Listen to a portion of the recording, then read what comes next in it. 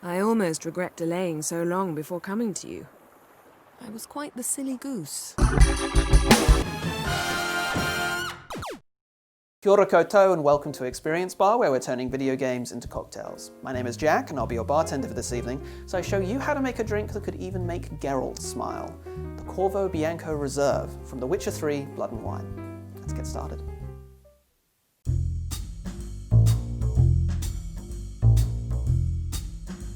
So, in The Witcher 3 Blood and Wine, we have a lot of material to work with. It's based in Toussaint, the heart of wine, and of course a lot of the quests are based around wine. So I thought to myself, if I wanted to make a cocktail around this, where should I go? Personally, I really wanted to find out what Geralt's own take on wine would be.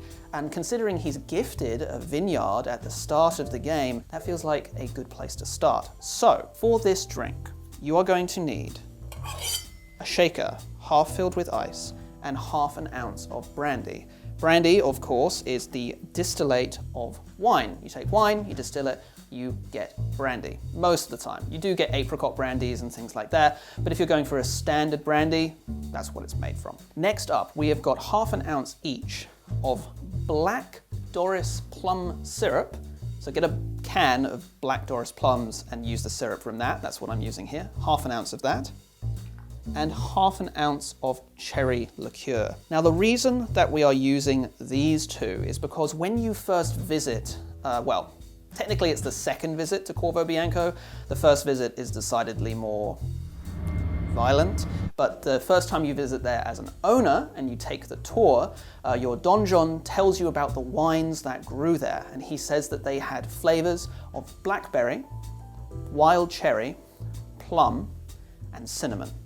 Now we've got the cinnamon coming up, but we're not using blackberry because one of the other ingredients that we're going to use in just a minute already has a lot of black fruit notes in it, and adding blackberry would overpower everything else. Instead, we've just added red fruit notes to kind of heighten those instead. Speaking of, we're going to take our cinnamon stick and we're actually going to, guys, I feel like I'm going to embarrass myself here and not be able to snap this small twig in half, but we're going to use half a stick of cinnamon. Ooh, that went better than it usually does. And just drop it in there. I feel like I've already ruined any perception of my manhood by going ooh when I break a cinnamon stick in half. Oh well.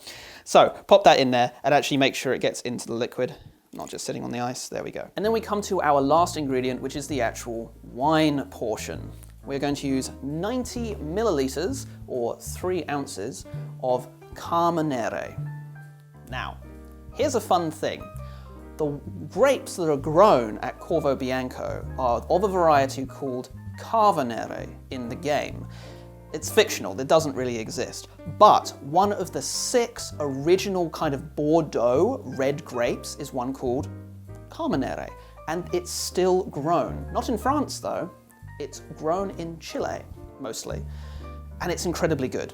It's very cheap as well. This is actually 15 New Zealand dollars. For an equivalent quality French wine, in my opinion, you'd be paying like 3 times as much. So, it's really great value. Don't tell anyone though, because if anyone ever finds out how good South American wines are, they're gonna start shooting up in price. So just keep quiet about it, all right? Let me enjoy that good wine on the cheap.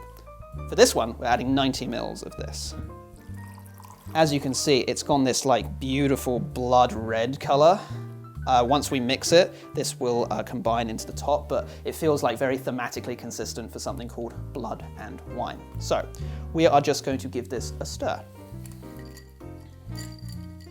Now the stirring here is actually both parts to mix the ingredients, dilute the ingredients with the ice, but also to get that cinnamon in there, because we've just popped the entire cinnamon stick in there. So we have to give it a bit of time for it to infuse its flavors, and agitating the drink helps do that. So do this probably for longer than you expect. Usually I recommend stirring for like 30 to 40 seconds. You probably want closer to a minute for this one.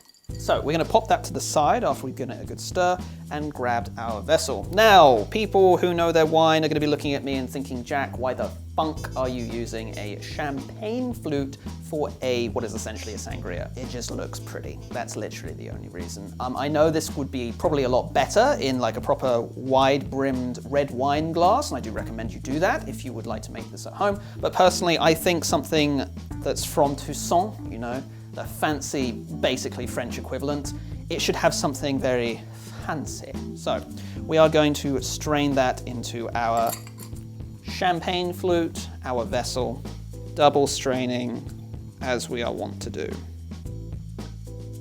And this wouldn't be a Witcher drink without a little bit of a Witcher themed garnish. So we're going to add a little orange wedge, a couple of swords, one for men, one for monsters.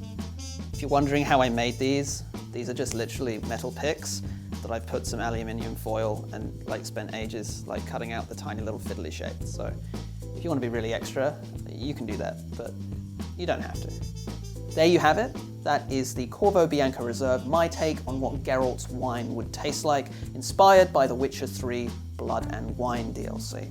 But these drinks don't happen without a lot of help from our community, so I wanted to say thank you very much to our patrons for helping make these drinks happen, and in particular to Stevie. Cheers.